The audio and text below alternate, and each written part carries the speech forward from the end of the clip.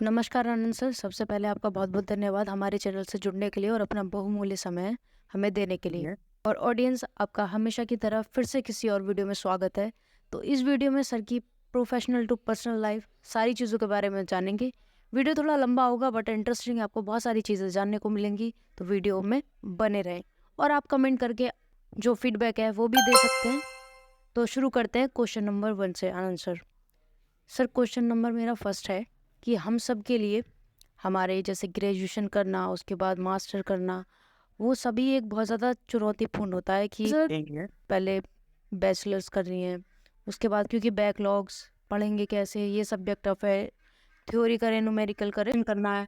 उसी में कहीं न कहीं हम बहुत डरे भी होते हैं और हमारे लिए वो बहुत चुनौतीपूर्ण होता है। और आपने जैसा कि मैंने थोड़ी-सी रिसर्च की है, आपने पीएचडी किया है, एमबीए किया है, एमए किया है, बीकॉम किया है, बीएड किया है और 2 डिप्लोमा की, एक जिसमें कि कंप्यूटर एप्लीकेशन में किया है और दूसरा योग शिक्षा में। तो मेरा सवाल है कि ये सारी डिग्री जो आपने पूरी की है, इतना ज़्यादा एजुकेशन हाई क्वालिफाइड, इसमें आपके लिए क्या चैलेंजेस रहे? थोड़ा-सा एक और ऐड ऑन और कर देता हूँ। एक रिसर्च राइटिंग में आईआईटी रुड़की से भी डिप्लोमा है मेरे पास। वैसे बहुत सारे कोर्सेज़ रहे, बहुत सारी डिग्री रही, लेकिन कहा जाता है, मैं आज भी ये समझता हूँ कि दिस इज़ नॉट इनफ। और चैलेंजेस की बात कही जाए तो इंडियन स्टूडेंट कोई सा भी हो, स्टडी पसंद नहीं होती। या बेसिकली डाई हार्ट कोई फैन नहीं हो, कोई टॉपर नहीं हो, लेकिन like I am average student at my class.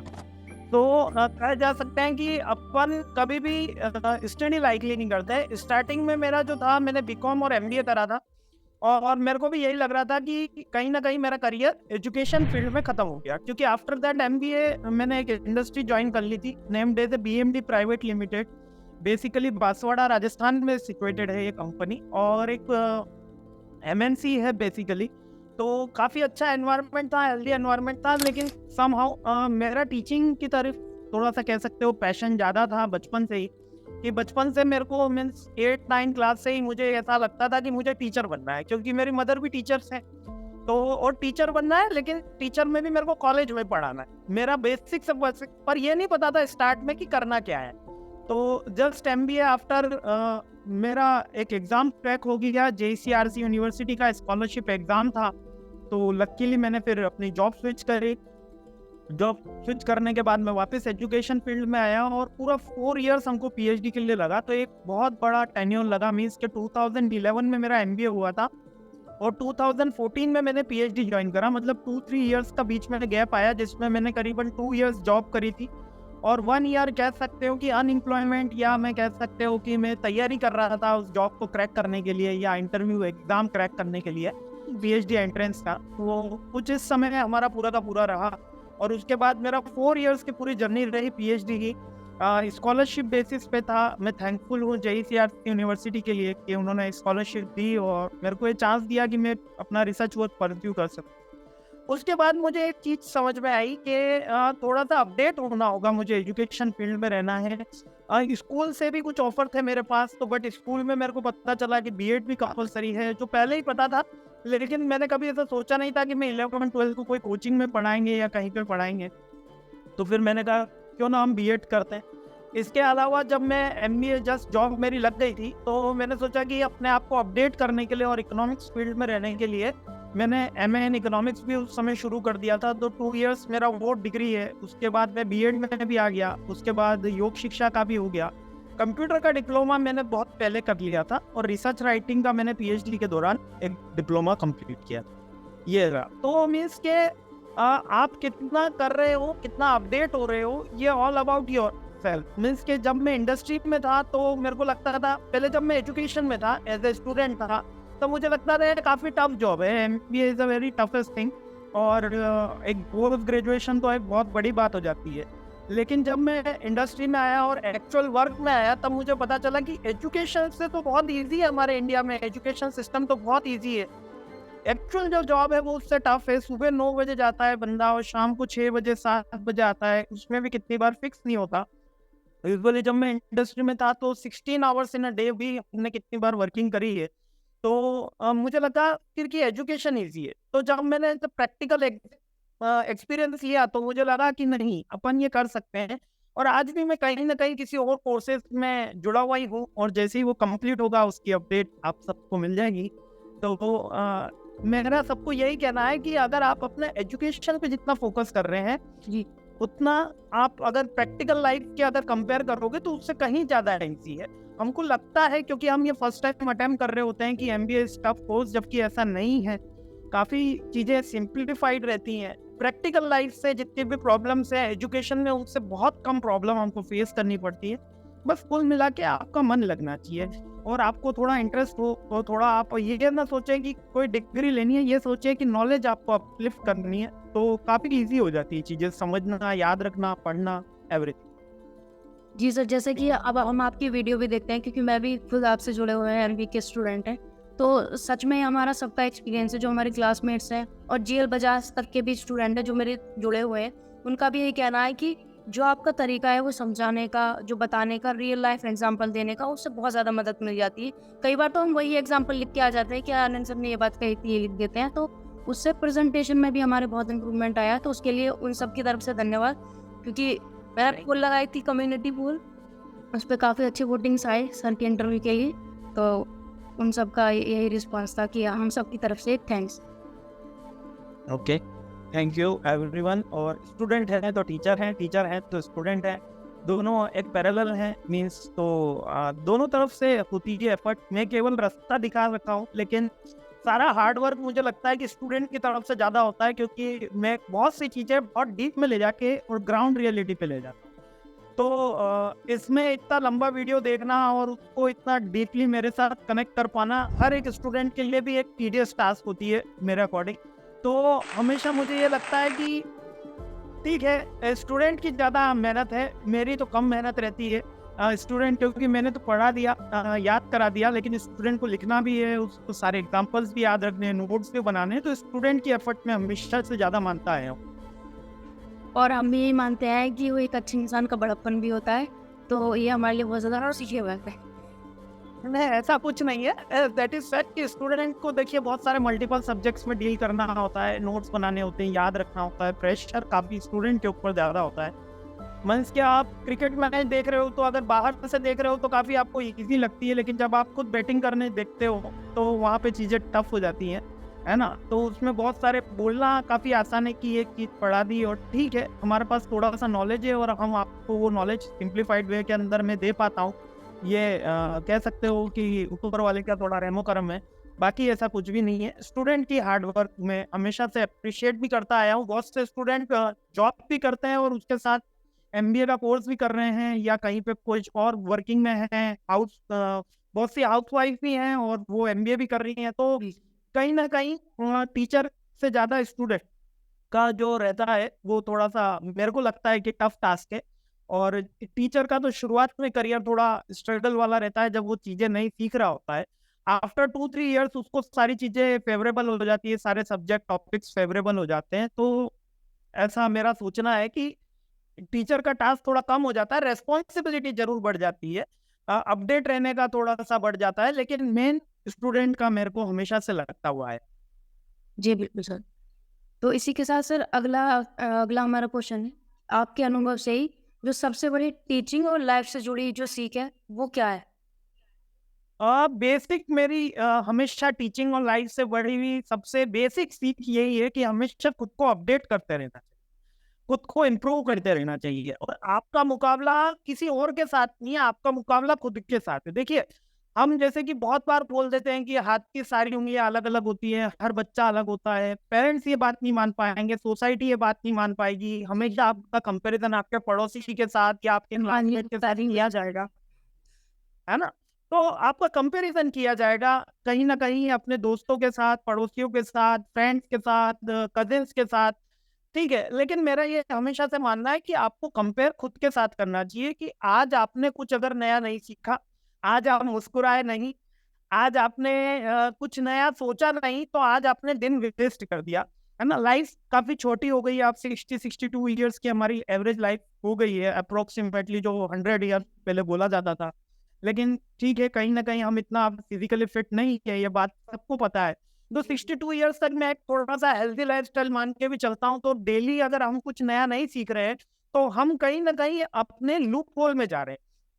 कहीं न कहीं हमें ऐसा लग रहा है कि हम वेस्ट कर रहे हैं अपने आप को, अपना जो ह्यूमन बीइंग का जो भगवान ने कह सकते हो मानव अवतार दिया है, उसको कहीं न कहीं वेस्ट कर रहे हैं। तो अगर आप डेली कुछ न कुछ अपडेट करेंगे और खुद के साथ हमेशा कंपेयर करें कि कल आप कैसे थे और आज आप कैसे हैं, यदि आप अपने आप से कंपेयर करोगे, तो हमेशा सक्सेसफुल रहोगे, है ना? हमेशा आपको सैटिस्फैक्शन रहेगा कि अपन को अपडेट होते रहना है। तो लाइफ की सबसे बड़ी सीख मुझे यही लगता है, क्योंकि मैं रोज कुछ ना कुछ चीजें नई सीखने की कोशिश करता रहा हूँ और करता रहूंगा।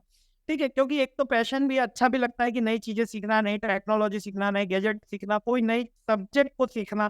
ठीक है, तो मेरा हमेशा से यही एक बेसिक फंडामेंटल रहा है कि अपडेट योरसेल्फ और हमेशा खुद इम्प्रूव करते रहो, क्योंकि इम्प्रूवमेंट बहुत सारा है और इसके नॉलेज और एजुकेशन का एक बहुत बड़ा वाइटल अमाउंट है और हमको सीखने में काफी समय लगने वाला है, तो सीखते रहते हैं। बिल्कुल सर। फिर अब बढ़ते हैं सर अगले क्वेश्चन की तरफ। और वही है कि आपके ऐसा ज़िंदगी का कोई वो ख़ास किस्सा जिसने आपको बदला हो या बदलने के लिए प्रेरित किया हो?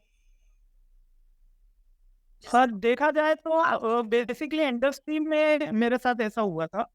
मैं करीबन 1.5 साल से वर्किंग कर रहा था इंडस्ट्री में, 1.5 ईयर्स हो गए थे।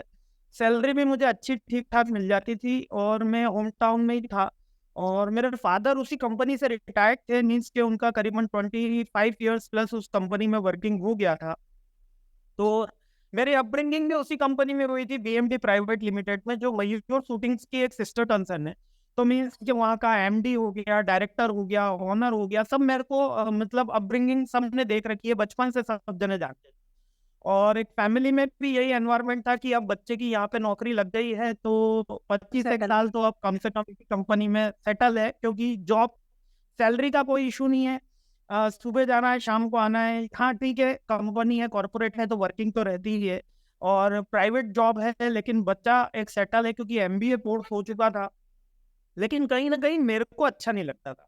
मेरे को ये लगता था कि मैं इस काम के लिए नहीं बना हूँ। भले मैंने उसके अंदर बहुत सारी एक्टिविटी इंडस्ट्रियल टूर के अंदर सीखी, मेरा इंडस्ट्रियल टूर ही कह सकता हूँ मैं जॉब से ज़्यादा तो।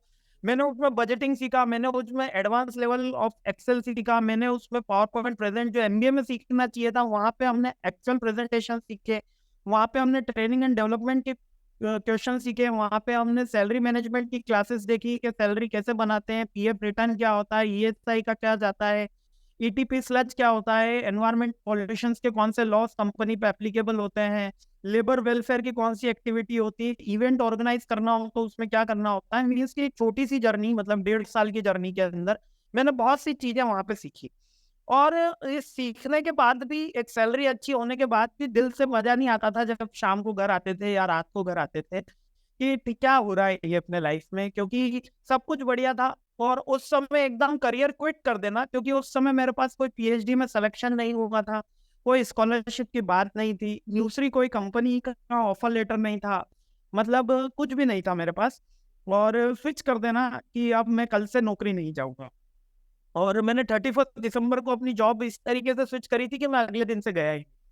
काफ़ी घर वाले परेशान हुए थे इस बात से, फादर ने काफ़ी सपोर्ट किया था उस समय जी। और कहा था कि कोई बात नहीं। मेरी एक ही विश थी, मुझे और पढ़ना है। बस कि मतलब हेडेक हो गया था कि मेरा मन हो गया था कि यार मैं इंडस्ट्री के लिए नहीं हूँ, मेरे को कॉलेज प्रोफेसर ही बनना है। तो यही पूरा में एम था। तो कह सकते हो कि 31 दिसंबर एक कल्चरल इवेंट हमने ऑर्गेनाइज करा था, क्योंकि एचआर की रिस्पॉन्सिबिलिटी होती है। हाई लेवल का इवेंट था, करीबन 2000 मेंबर्स थे उसके अंदर, कोई डांस फंक्शन ये सब थे। लेकिन कहीं न कहीं इतने इवेंट में रहने के बाद भी मुझे अच्छा नहीं लगा। तो मैंने मेरा करियर स्विच करा और जस्ट रिज़ाइन, कह सकते हो कि फ़ोन पे ही रिज़ाइन हुआ था। मीन्स के पीएफ रिटर्न, और उसके लिए भी मैं साल भर बाद गया था कंपनी में और अपना जो नोट ड्यू साइन कराने, कि ठीक है नोट ड्यू वगैरह जो साइन कराने होते हैं। तो एक अंदर से जब सैटिस्फैक्शन नहीं आता है, तो कहीं न कहीं हम किसी भी जॉब के अंदर हो, और तो फिर मैंने जॉब क्विट कर दी। सैटिस्फैक्शन नहीं आने के लिए मैं किसी को भी ये रिकमेंड नहीं करता हूँ कि कोई भी अपने लाइफ के साथ इस तरीके का रिस्क ले। लेकिन मैंने लिया है रिस्क, क्योंकि मुझे अच्छा नहीं लग रहा था और थोड़ा-सा फैमिली बैकग्राउंड इस तरीके का था कि वो मुझे आराम से 2-3 साल, 3 साल तक सपोर्ट आराम से कर सकते थे। फादर-मदर दोनों ही मेरे जॉब पे थे और सिस्टर की एक सिस्टर है मेरी, उनकी मैरिज हो चुकी थी और मैं शादी उस समय तक नहीं हुई थी। तो एक थोड़ा-सा आप कह सकते हो कि 2-3 ईयर का एक गैप पीरियड था, जिसको मैंने पूरा फ्रूटफुल किया और मैंने स्कॉलरशिप का एग्ज़ाम क्रैक हुआ और सारी चीज़ें फिर वन बाय वन अपने आप होती चली गई। तो मेन इवेंट तो कुछ इस तरीके का नहीं है कि किसी ने कुछ ऐसा कहा हो मेरे को या जिससे मैं कुछ हुआ हो, बस कुल मिला के दिल की बात नहीं हो रही थी, तो अपन इंडस्ट्री से एजुकेशन फील्ड में मैं फिर से आ गया, क्योंकि मैं बचपन से थोड़ा कहीं न कहीं पढ़ाते हुए आया था, एमबीए में भी मैं कभी न कभी दोस्तों को गाइड करते हुए आया था। सेम क्लास में रहते हुए भी हम सेम क्लास के टॉपिक्स डील कर रहे थे। अपार्ट फ्रॉम उनके परसेंटेज ज़्यादा बनते थे, मेरे परसेंटेज इतने हाई नहीं बनते थे, लेकिन टीचिंग एक मेरे को बचपन से थोड़ा-सा अच्छा लगता है। ओके सर, तो काफ़ी अच्छे से आपने एक्सप्लेन किया, धन्यवाद। इसी से जुड़ा सर एक और अगला सवाल है कि जैसे जो ऑनलाइन टीचिंग है वो ऑफलाइन के कंपैरिजन में काफ़ी अलग होती है। तो आपने जब चैनल की शुरुआत करी तो उसका क्या है आपका रहा था प्रोसेस? सिंपल सा प्रोसेस रहा था। कोविड हो गया था और हम घर पे थे और कॉलेज की तो जॉब शुरू हुई थी। तो कॉलेज में भी कुछ क्लासेस लग रही थी, हमारी गूगल मीट पे लग रही थी। वीडियो वगैरह की कोई जानकारी नहीं थी कि वीडियो क्या होता है, डिजिटल बोर्ड क्या होता है, लाइटिंग का सेटअप कैसे होता है, ज़ूम क्या होता है।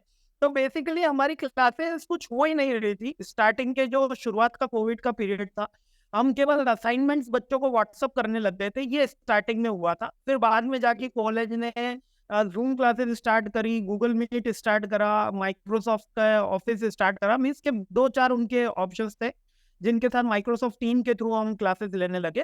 तो अब मेरे मन में आया कि काफ़ी हमारे पास वेकेंट पीरियड हो गया था, क्योंकि एक यूजुअली जो टाइम होता है कॉलेज प्रोफ़ेसर का, वो 16 आवर्स इन अ वीक होता है मैक्सिमम। और मेरे पास था 12 आवर्स इन अ वीक, 12 और 10 आवर्स, शायद से 10 घंटे मेरे को पूरे हफ्ते में क्लासेस लेनी होती थी और ये यूजुअली इतना ही टाइमिंग रहता है कॉलेजेस के अंदर। तो 10 घंटे अब ली तो पूरे दिन के अंदर एक क्लास हो गई। अब इसके बाद तो फ्री और कुछ नया सीखना था और जियो ने हमको इंटरनेट भी दे रखा था। तो फिर मन में आया कि क्यों ना हम क्लास शुरू करें, क्यों ना हम ऑनलाइन टीचिंग शुरू करें। तो मेरे घर पे एक बोर्ड था, क्योंकि मदर टीचर थे तो एक बोर्ड तो रखा हुआ ही था। थोड़ा मार्कर वगैरह का हमने जुगाड़ कर लिया और बस वीडियो बना दिया और यूट्यूब पे आज भी वो मतलब ब्लर डला हुआ जॉब की गारंटी भी आप अंदर खड़ा हूँ। टॉपिक काफी अच्छा मैंने चूज करा था कि क्योंकि मैं उस समय ट्रेनिंग एंड डेवलपमेंट के भी कुछ टिप्स सीख रहा था और सिखा भी रहा था कि हाउ टू इंट्रोड्यूस योरसेल्फ, और वो वाले टॉपिक्स से हमने स्टार्ट करना मैंने शुरू करा, क्योंकि सर्च करा, समय पता भी नहीं था कौन सा ट्रेंडिंग चल रहा है, क्या करना है ना? तो धीरे-धीरे बहुत सी चीज़ें हमने उसके अंदर ऐड ऑन करी और जैसे कि कहा मैंने कि हमेशा अपडेट करते रहना चाहिए अपने आप को, तो मैंने उसको अपडेट करा। तो कुल मिला के कोविड था, हमने वीडियो बनाने शुरू करे, लेकिन हम रुके नहीं। मेन हमारे साथ ऐड ऑन ये रहा कि हम रुके नहीं। कुछ समय तक मैंने बहुत मल्टीपल टॉमेन्स में उसमें वीडियोज़ बनाए। मैंने पर्सनैलिटी डेवलपमेंट पे बनाया, कुछ शायरियाँ मैंने बना दी। इसके अलावा मेरे वर्ल्ड पॉलिटिक्स के अंदर जियोपॉलिटिक्स जिसको बोलते हैं, उसमें इंटरेस्ट था तो कुछ टॉपिक्स उसके ले लिए। कुछ एनिमेशंस के वीडियो मैंने उसके अंदर बनाए। एक वीडियो में मैंने डबल रोल का भी वीडियो बनाया है मैंने। तो ऐसे बहुत सारी चीज़ें मैंने हिट एंड रन का combination, hit and trial and run ये आप कह सकते हो। तो ये मैंने बार-बार कोशिश करी और सीखते रहे और उसके बाद फिर मेरे को लगा कि ग्रीन स्क्रीन की जगह ग्रीन स्क्रीन के लिए हमने पर्दे वगैरह सब मंगवाए। फिर ग्रीन स्क्रीन पे शूट करना शुरू करा, लाइटिंग का सेटअप बढ़ाया। फिर हम डिजिटल बोर्ड पे आए, फिर डिजिटल बोर्ड पे भी थोड़ा-सा लाइटिंग का इश्यू था, फिर थोड़ा-सा वॉइस का इश्यू था। सारी चीज़ें हम अपडेट करते हुए अभी भी चल रहे हैं और अभी भी मेरी लर्निंग चल रही है ना? क्योंकि मिनिमम रिसोर्सेज़ से हमने काम करना शुरू किया था और 3 इयर्स तक हम रेगुलर अपलोड कर दिए, 1000 प्लस हमने वीडियोज़ अपलोड करे हैं। तो बहुत सारी चीज़ें लर्निंग में इसमें आई, क्योंकि जब भी हम कुछ नई चीज़ करते हैं तो क्योंकि फर्स्ट टाइम था, कम्युनिटी के लिए फर्स्ट टाइम था और ऐसा कोई बंदा अवेलेबल नहीं था जिसके पास इसका प्रायर एक्सपीरियंस हो और वो आके हमको ट्रेन कर सके। जिनके पास है वो भी ट्रेनिंग के लिए फ्री नहीं थे। अब तो खैर मल्टीपल पर्सन्स हैं, सोर्सेज़ हैं और वीडियोज़ भी मार्केट में इसके लिए अवेलेबल हैं। लेकिन स्टार्टिंग 3 इयर्स की पहले बैक में इसका कुछ भी नहीं था। तो हमने ग्रास रूट से शुरू करा। पंखे की आवाज़ काफ़ी आती थी और तो वो माइक लगाना होता था, पसीने में शूटिंग होती थी। तो बहुत सी चीज़ें और क्यों उस समय हमको सॉफ्ट लाइट पता नहीं थी, तो हम हैलोजन चलाते थे। तो उसकी एक हीटिंग अलग ही होती थी।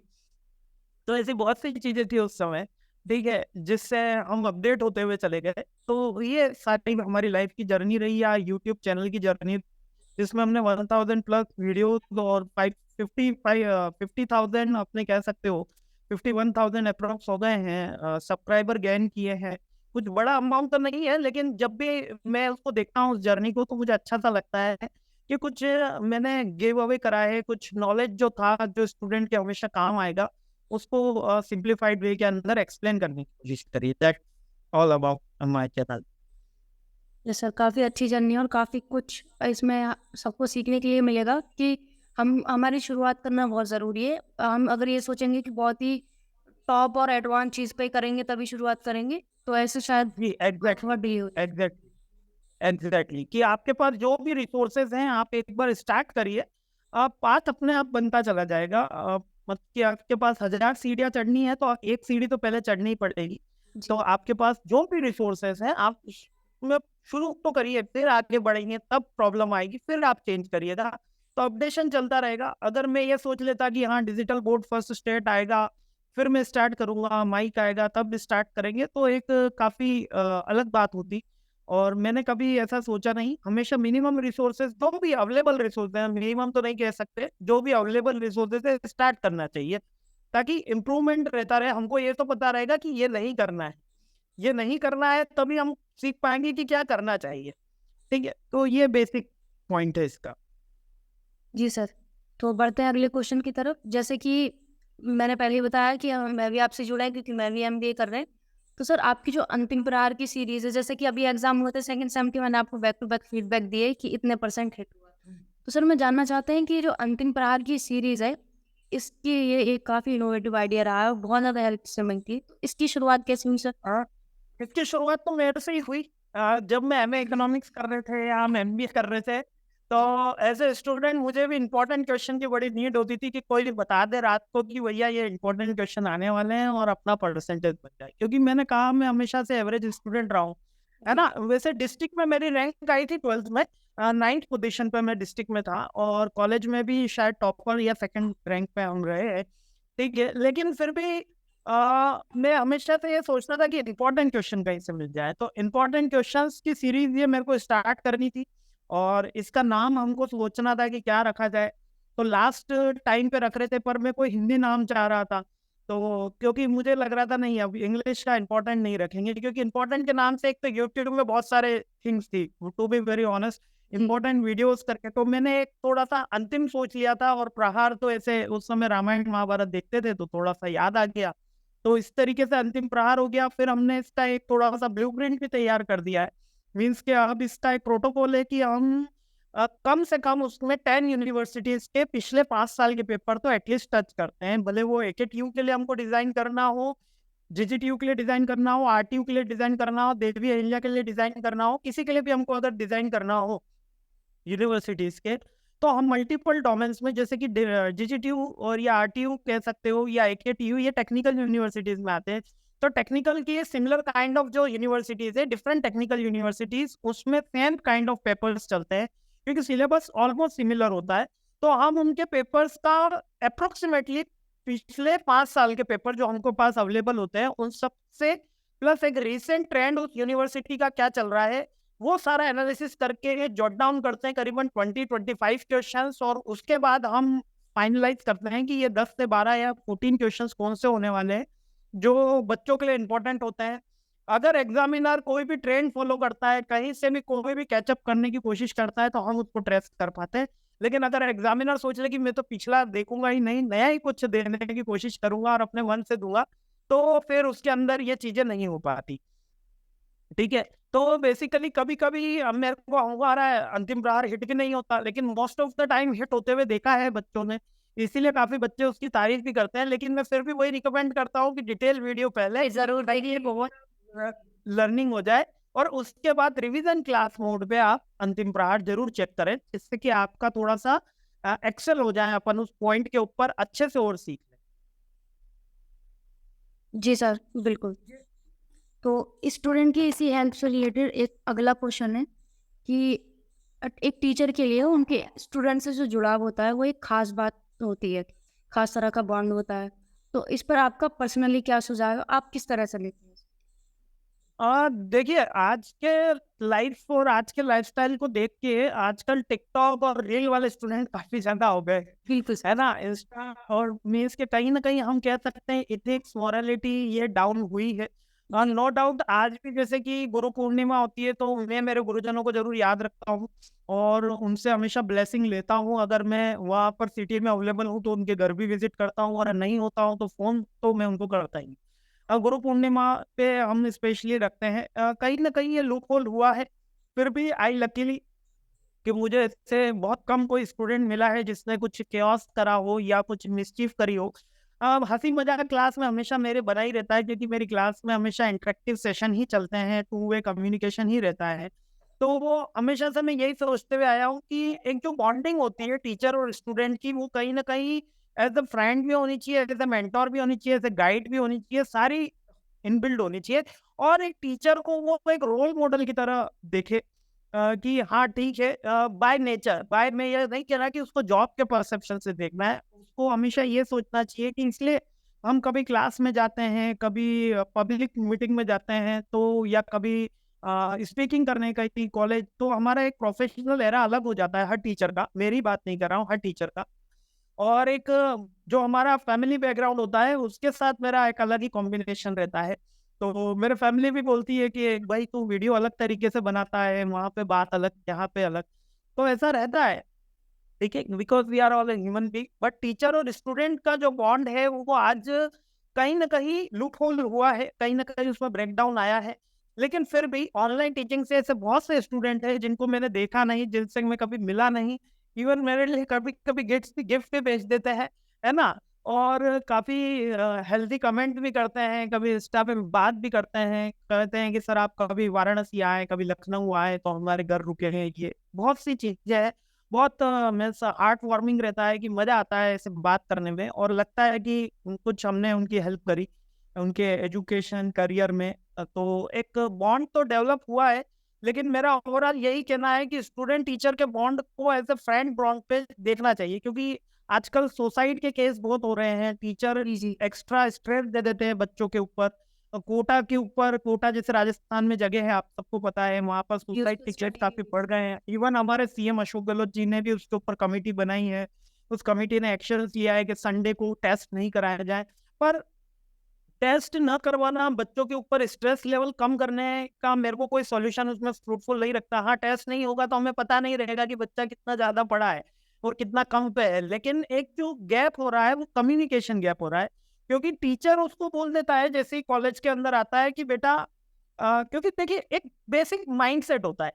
12th हो जाती है, बच्चा कॉलेज में आता है, तो उसको लगता है कि अब वो फ्री हो गया, अब उसको यूनिफॉर्म नहीं पहननी, अब उसको अटेंडेंस नहीं है, अब होमवर्क का कुछ नहीं है।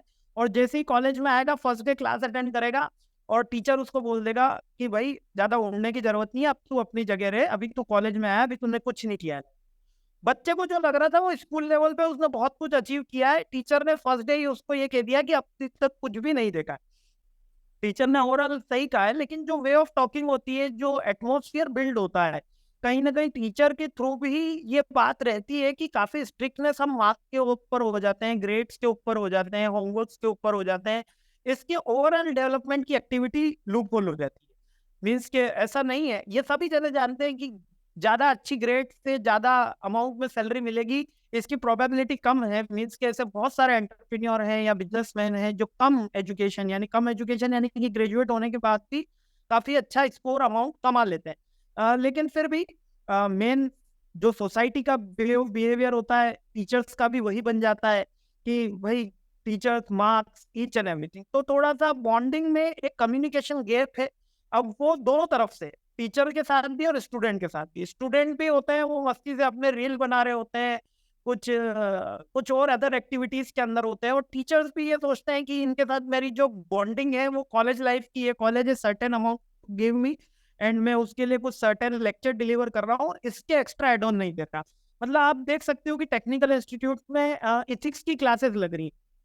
एक सब्जेक्ट जो बचपन में हमको सिखाया जाता था, माता पिता सिखाते थे, यूजीसी ने उसको कंपलसरी करा रखा है। तो अब आप सोच सकते हो कि कितना लूपहोल आ चुका है ना। मीन्स कि ऐसा हो सकता है कि किसी को मैनर्स सिखाना पड़े कि क्लास में कैसे बात करें, या गर्ल्स से कैसे बात करें, या एल्डर से कैसे बात करें, ये एक एमबीए या बीटेक स्टूडेंट को सिखाने की बात है।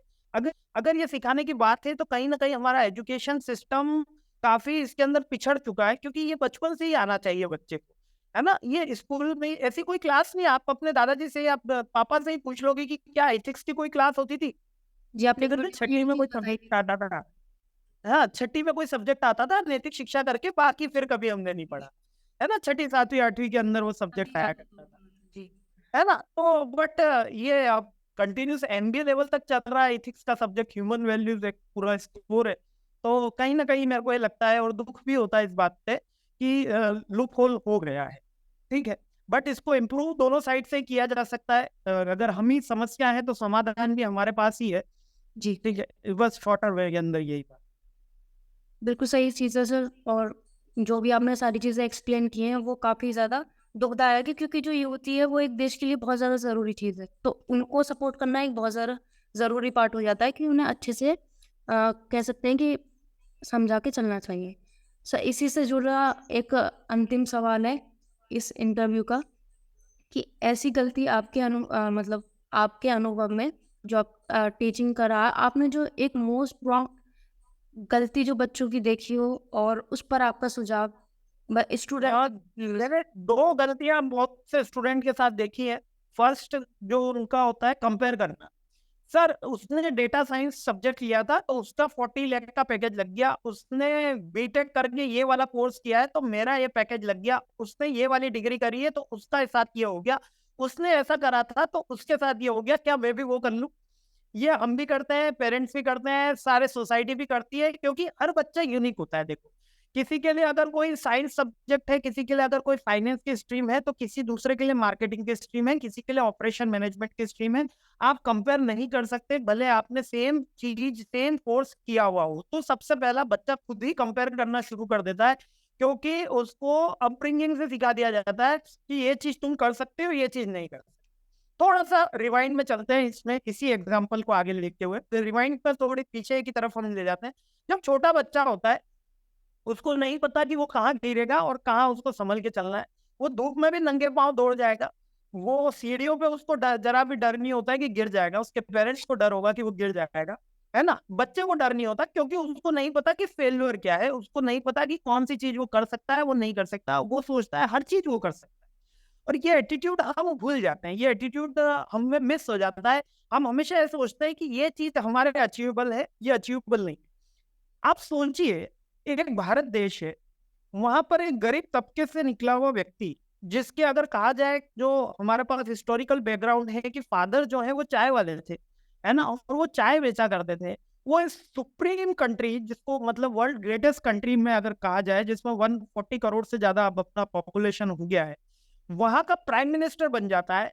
और मीन्स के एक तरीके से कहा जाए कि अब बहुत से लोग तो मोनार्की भी कह रहे हैं इंडिया के अंदर, लेकिन कहा जाए कि प्रधानमंत्री की सबसे ज्यादा मीन्स के पावर है बिल्कुल। ना। उस देश में बैठ जाता है जहां पर उसके फैमिली बैकग्राउंड में कुछ भी ऐसा स्ट्रांग नहीं है ना। कुछ भी मतलब ऐसा नहीं है कि करोड़ों का बजट था, करोड़ों उनके पिताजी के पास पैसे थे कि चुनाव लड़ा देते या कहीं पे विधायकी लड़ा देते, कि कुछ सीएम के लिए अरबों रुपया खर्च हो जाता। कुछ भी ऐसा नहीं था, और वहां पे वो इस देश का प्राइम मिनिस्टर बन गया। तो इसका मतलब, जब अगर वो कर सके, तो आप सभी जो यहाँ पे सुन रहे हैं, जो मेरी बात सुन रहे हैं, उनके फैमिली बैकग्राउंड तो इससे ज्यादा ही स्ट्रांग होंगे। उनकी कास्ट कम्युनिटी तो इनसे ज्यादा स्ट्रांग होगी। मीन्स कि आपके लिए हो सकता है कि 1-2 लाख रुपए कोई बड़ी बात ना हो, लेकिन उनके लिए बहुत बड़ी बात हुआ करती थी। वो इस देश के प्रधानमंत्री बन गए, मीन्स के मोस्ट पावरफुल पर्सन। वैसे तो राष्ट्रपति होता है थियोरेटिकली देखा जाए तो, लेकिन अगर प्रैक्टिकली देखा जाए तो हम और हमारे डिफेंस मिनिस्टर और आपका होम मिनिस्टर को ही मानना चाहिए।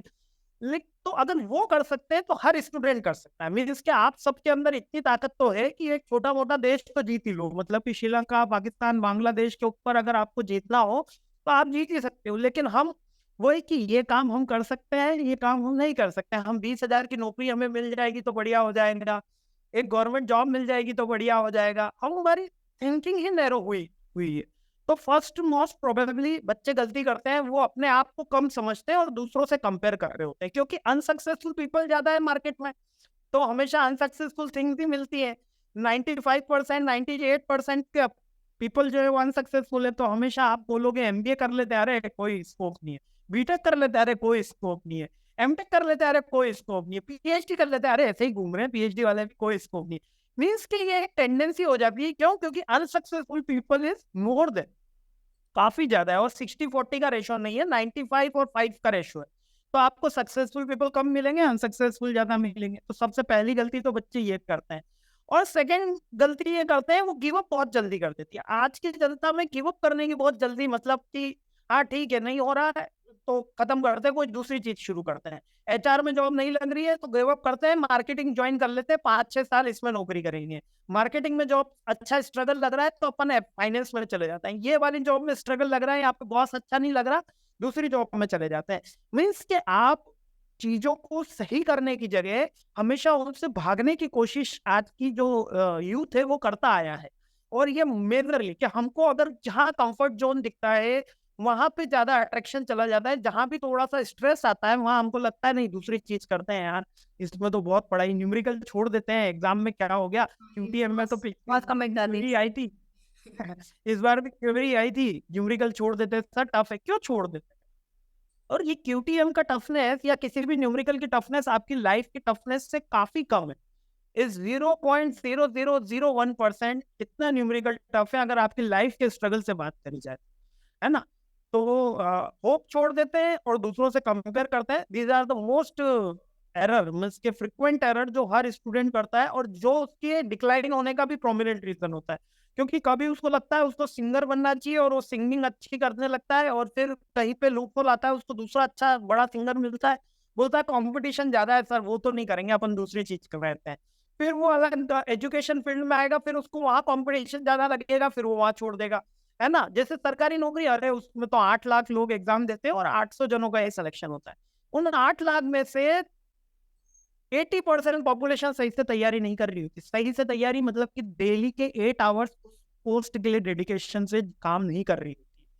फिर भी हम उन्हीं के साथ कंपेयर कर रहे होते हैं, क्योंकि हम भी उन्हीं में से एक बन जाते हैं। तो दैट्स ऑल, कि कभी भी कंपेयर न करें खुद को, और कभी भी होप न छोड़े।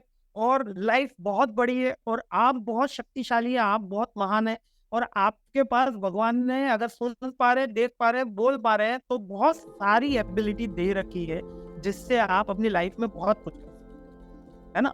तो यही शॉर्ट है। जी सर, काफ़ी अच्छे से आपने समराइज़ करा कि हमें ज़िंदगी में, जैसा है कि आप ही कहते हैं कि बस आपको खुद पर भरोसा रखना है, बाकी आप उड़ा दोगे, बस। तो आप ही की टर्म में अगर बात करें तो बहुत अच्छी चीज़ हमें जानने को मिली, और सभी के लिए, हम स्टूडेंट्स के लिए, कि बहुत ज़्यादा जो चीज़ें आपने, वही आपके एग्जाम्पल हमेशा अच्छे होते हैं, जो स्टडी है और पीएचडी तो आपने करी है, तो अलग-अलग चीज़ों पे काफ़ी अच्छा ये सेशन रहा। और आपके वैल्यूएबल समय के लिए सर बहुत-बहुत धन्यवाद, मैं बहुत ज़्यादा आभारी हूँ। और हम, मेरे जो, जिनको मैं जानते हैं, उनकी तरफ से भी, जैसा कि मैं बता ही चुके हैं, तो बहुत ज़्यादा हेल्पिंग आपके साथ ये सेशन भी रहा। मेरी तरफ से भी आप सबको बहुत बहुत धन्यवाद कि आपने मेरे को इतना देर सुनने की जहमत उठाई, है ना? मेरे को सुनना काफी आसान नहीं होता, थोड़ा लेंदी और डीप। और thank you Shabana specially for conducting a such session, कि मेरे बारे में लोगों को थोड़ा सा पता चले।